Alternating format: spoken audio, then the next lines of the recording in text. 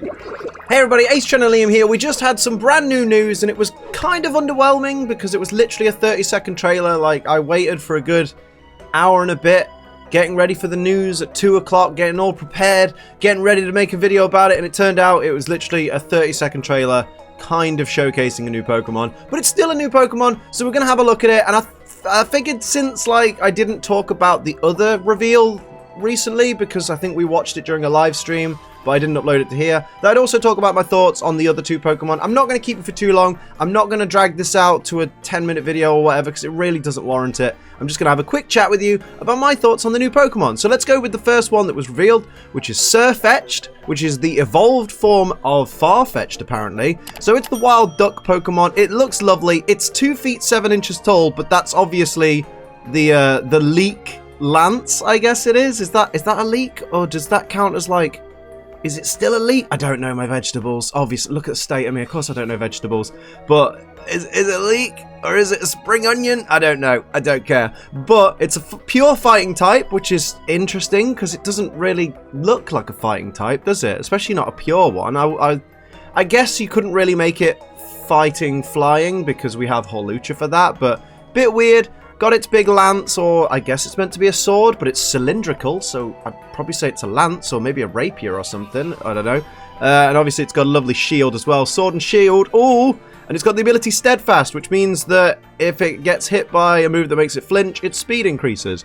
And the information we've got on it is only Farfetch'd who have survived many battles can attain this evolution. When the Pokemon's leek withers, it will retire from combat. Oh, so it's definitely still a leek. So basically when its leek goes limp, so all you have to do to defeat a Farfetch'd is boil its leek or burn its leek, and it'll wither, and then you can't use that Farfetch'd anymore because it'll just give up, apparently. Not too thrilled on the design, if I'm honest. Like, I get it, it still looks like Farfetch'd, but I don't know. I feel like Farfetch'd has a little bit more personality than this Pokemon. I'm not sold on it yet. This is the first, like... I guess it's the first, yeah, it's the first, like, it's not a Galarian form, but you know what I mean? It's the first Pokemon based on a Pokemon we already have in the Galar region that kind of underwhelmed with. Like, I'm sure it's fine. I'm sure its stats are going to be better than Farfetch'd because it's an evolved form, but I'm just not sold yet. I get it, it's funny to look at, but it's not sold on it yet. I'll be completely honest. I need a bit more. I'm a little bit underwhelmed. Let's see what it says. A noble knight that fights fair and square. The Farfetch'd of the Galar region can evolve into Sirfetch'd after experiencing many battles. They are calm and collected and make a point of always battling fairly. They are so noble in battle that they are often chosen as a motif for paintings. Of particular note is a painting famous in the Galar region that depicts a duel between a Sirfetch'd and an Escavalier.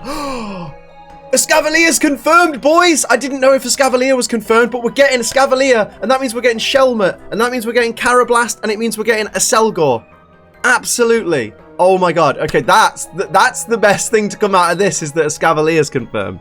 I don't know if it already was, but it is now. Its irreplaceable leek has seen many battles. In battle, Sirfetch'd use the, is that?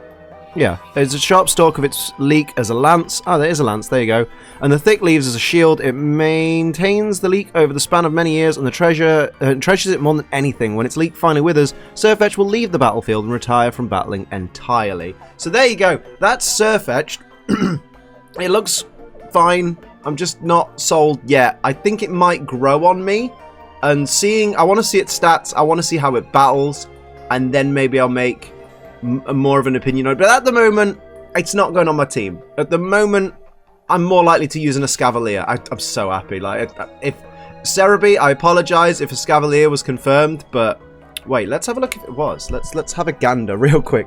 Cerebi, Sword, Shield, Dex.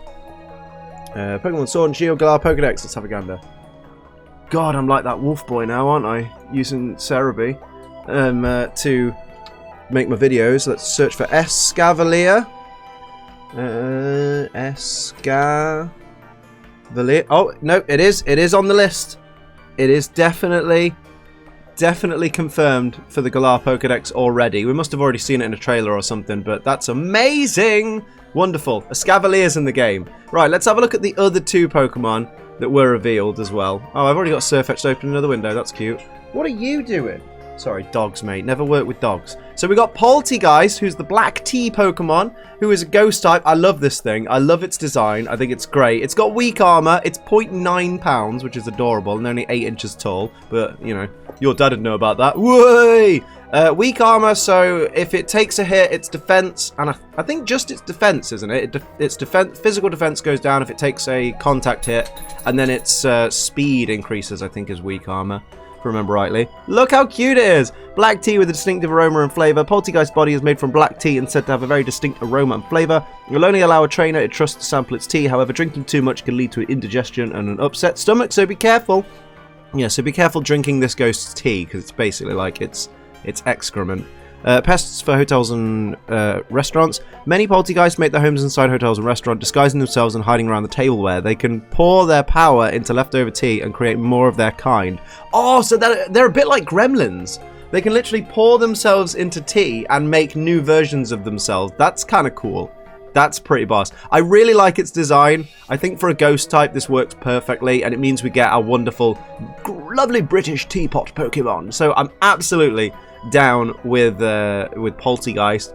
Then we have Cramorant. That was the other one that was revealed with Polteageist, which I haven't talked about on my channel yet.